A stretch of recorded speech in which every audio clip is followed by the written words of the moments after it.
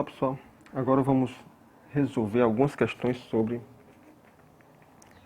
probabilidade da união de dois eventos, tá?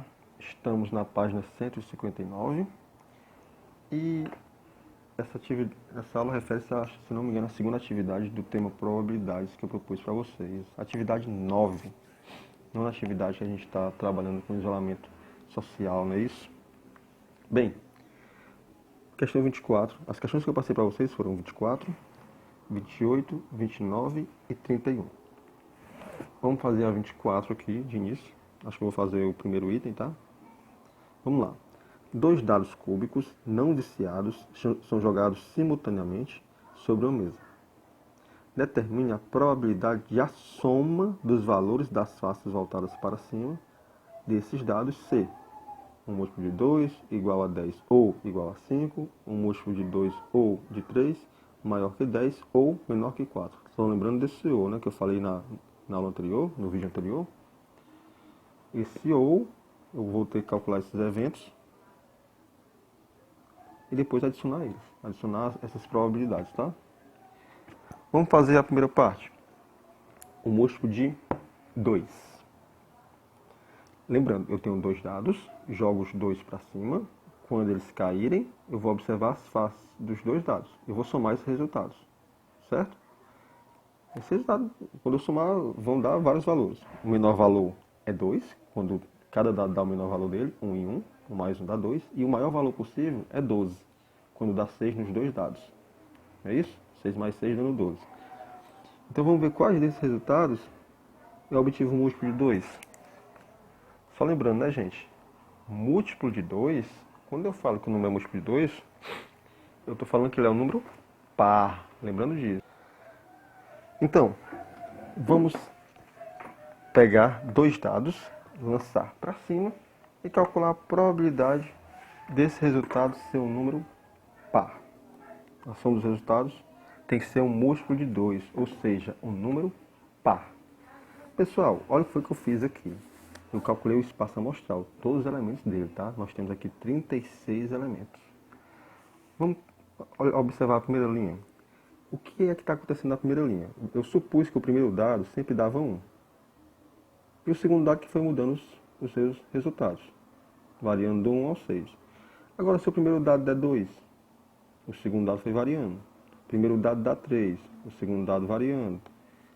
O primeiro dado dá 4, o segundo variando. E assim até terminar. O primeiro dado dando 6, o segundo variando. Aqui a gente tem um total de 6 vezes 6, 36 resultados diferentes. Ok? Vamos lá. A gente quer calcular a probabilidade desse resultado ser um múltiplo de 2. Ou seja, a probabilidade da soma dos resultados ser um múltiplo de 2. Ou seja, um número par. Ora, pessoal, quando eu vou pegar dois valores aqui, como a gente está vendo, e tem hora que o valor está ímpar, tem hora que está par, tem hora que está ímpar, tem hora que está par, e eu for somar eles, vai dar par quando eu tiver dois ímpares ou quando eu tiver dois pares. Porque ímpar com par, como a gente está vendo aqui, ou par com ímpar, nunca vai dar par, vai dar ímpar. Ok? Então, de novo, se eu quero que dê um múltiplo de 2, eu quero que a soma dê um número par, logo eu vou ter que olhar para os caras que estão formados por dois números ímpares ou dois números pares. A soma desses resultados sempre vai dar par. Então aqui nós temos, ó, 1 mais 1 dá 2, 1 mais 3 dá 4, 1 mais 5 dá 6. Soma dando par. 2 mais 1 não serve, dá 3. Ímpar. Aqui 2 mais 2 dá 4, 2 mais 4 dá 6, 2 mais 6 dá 8, dando par. Tivemos 3 aqui, 3 mais 1 dá 4, 3 mais 3 dá 6, 3 mais 5 dá 8. Estão vendo aí? 3 aqui, 3 aqui, 3 aqui. A gente vai ter 3 em cada linha. Ou seja, se são 6 linhas, 6 vezes 3 nos dá 18. Então nós temos 18 somas, onde a soma dos resultados é par. Ok? Ora, então qual é a probabilidade de ocorrer uma soma múltipla de 2? 18 no total de 36. Quando você for dividir, vai dar 0,5, que é a mesma coisa que 0,50. E que transformando para porcentagem, a vírgula vem duas casas para a direita, vai dar 50%. Assim como está lá no livro, tá? Metade dos casos, pessoal. Outra forma de tu ver também é o seguinte. Vou mostrar aqui para vocês outra forma de pensar, que é usando a ideia da fórmula abordada pelo livro, tá?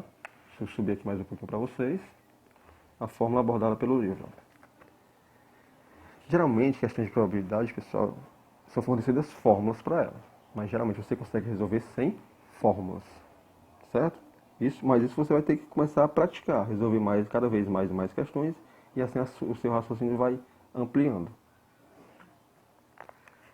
Bem, qual é a outra forma de responder, pessoal? Olha aí, ó. É basicamente a mesma, só que eu traduzi para a fórmula. A probabilidade de dar ímpar no dado 1 e ímpar no dado 2. Foi o que eu estava falando, dois resultados ímpares. Ímpar com ímpar, ímpar com ímpar, ímpar com ímpar. Aqui também, ó, ímpar com ímpar, ímpar com ímpar. Quando der ímpar no dado 1 e ímpar no dado 2, a soma vai ser um número par. Ou, quando der par no dado 1 e par no dado 2. Foi o que eu falei. Ímpar nos dois dados ou par nos dois dados. Entendeu? Só que aqui eu chamei a atenção para aquela ideia que eu expliquei no vídeo anterior, na aula anterior, né? O I significa multiplicação e o O significa adição. Qual é a probabilidade de dar ímpar no dado 1? Bem simples. Se eu tenho 6 valores possíveis, 3 são pares, 3 são ímpares. Então a probabilidade de dar ímpar no dado 1 é a mesma de dar ímpar no dado 2, que é a mesma de dar par no dado 1, que é a mesma de dar par no dado 2. É sempre 3, um total de 6. Porque eu tenho 3 ímpares no dado 1, 3 no dado 2, eu tenho 3 números pares no dado 1 e também 3 números pares no dado 2. Ou seja, metade. Se você for simplificar aqui por 3, ia ficar 1 meio. 3 por 3 dá 1, 6 por 3 dá 2.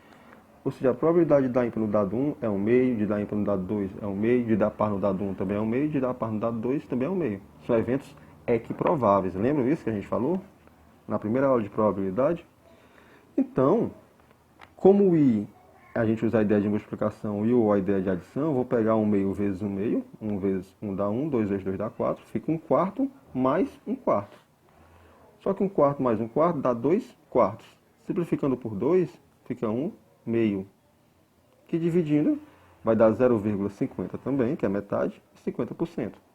Ok? Essa é outra forma de ver essa resolução, usando mais ou menos algo parecido com a fórmula, tá? Eu peguei aqui, eu não peguei essa parte porque os eventos são disjuntos. São eventos mutuamente exclusivos, conjuntos disjuntos. Ok? Então a gente precisa apenas dessa parte, apenas dessa adição. Esse é o evento A, esse é o evento B. Agora vamos para a questão 28. Deixa eu tirar aqui o caderno para a gente poder ler ela. Que ela, não é isso? Em certa gincana, participaram 300 alunos do ensino médio, sendo 120 do primeiro ano, 95 do segundo ano e 85 do terceiro ano. Sorteando um aluno da gincana, qual a probabilidade de ele ser do segundo ou do terceiro ano? Pessoal, essa é a mais fácil, tá? E eu mudei ela. A gente não vai calcular a probabilidade de ser do segundo ou do terceiro. Vamos pegar do primeiro ou do terceiro. Mudei porque ela é tão fácil que não quis responder ela logo com vocês, né? Lembrando que a 159, a 24 também não foi respondida completa, tá? Respondi só um item para vocês, de duas formas diferentes. Vocês escolhem a forma de vocês. Essa forma aqui é até melhor. Mais prática, porque daqui você consegue resolver todas as outras. Depois que você faz esse espaço amostral, tá? Na 28, vamos calcular a probabilidade de ser do primeiro ou do terceiro.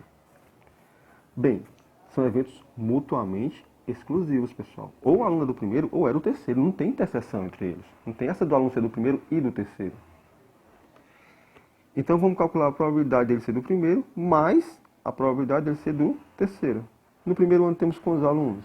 120, um total de 300. Então a probabilidade de sortear o aluno do primeiro é 120 no total de 300. No terceiro ano temos 85 alunos. Então, a probabilidade do aluno ser do terceiro ano é 85 no total de 300. Como o denominador é o mesmo, soma só os numeradores. 120 mais 85, 205 dividido por 300. Que se você dividir, vai dar aproximadamente igual a 0,683333, né? Um dízimo periódico. Não dá 0,2 casos para a direita, fica 68,3% aproximadamente. Basicamente é isso. Qual a diferença para vocês, que vocês não vão fazer em casa, que vão ter que me enviar? Essa probabilidadezinha aqui não é do primeiro ano, vai ser do segundo ano, ou seja, o que vai mudar é só esse valor e as contas finais, tudo bem? E também quis fazer agora para vocês a 31, que é a do Enem, tá? Lembrando que geralmente questões do Enem, pessoal, já tem resolvidas na internet, né? Então, o que eu vou mostrar aqui não é novidade para quem tem esse costume de estudar também, procurando outras fontes na internet. Vamos lá, Enem. Numa escola com 1.200 alunos, foi realizada uma pesquisa sobre o conhecimento desses em duas línguas estrangeiras, inglês e espanhol. Nessa pesquisa, constatou-se que 600 alunos falam inglês, 500 falam espanhol e 300 não falam qualquer um desses idiomas.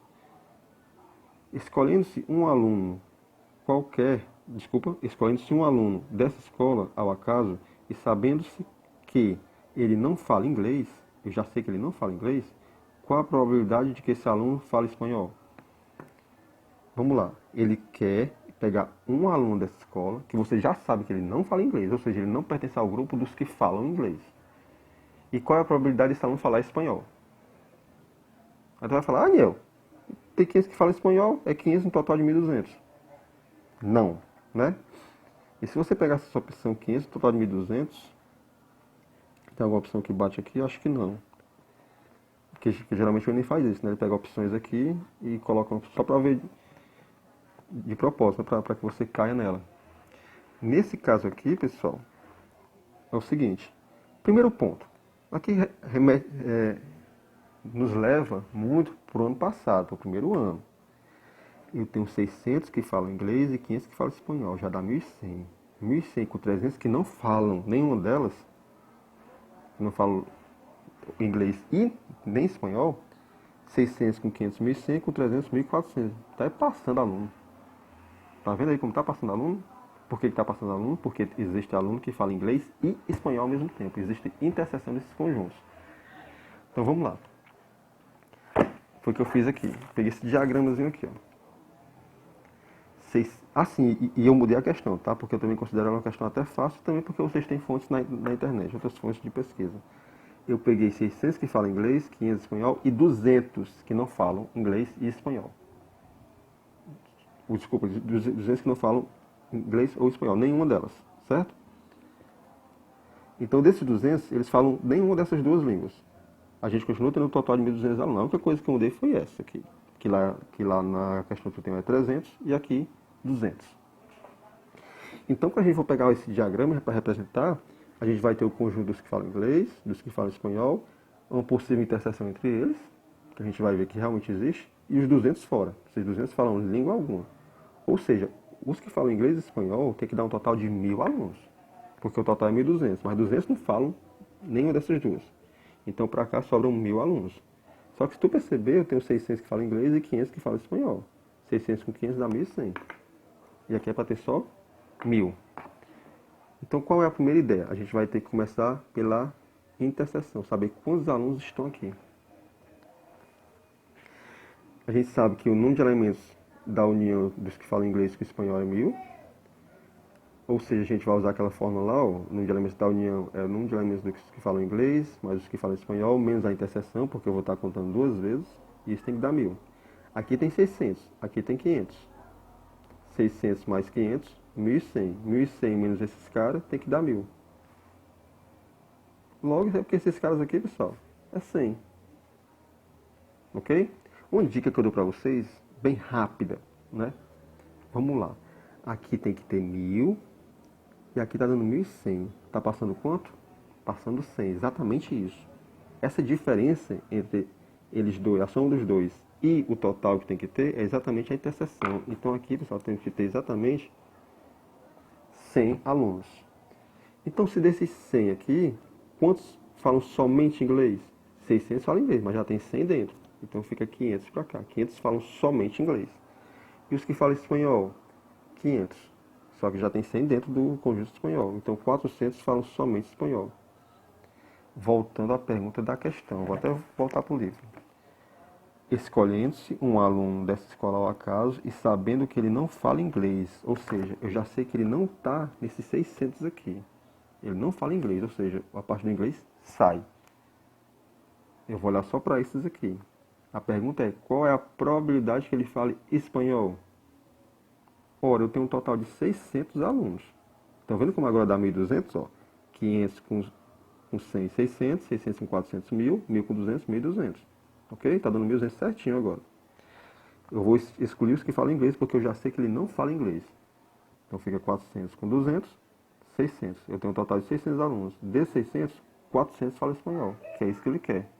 Dos que não falam inglês, dos 600, qual a probabilidade que ele fala espanhol? 400 no total de 600.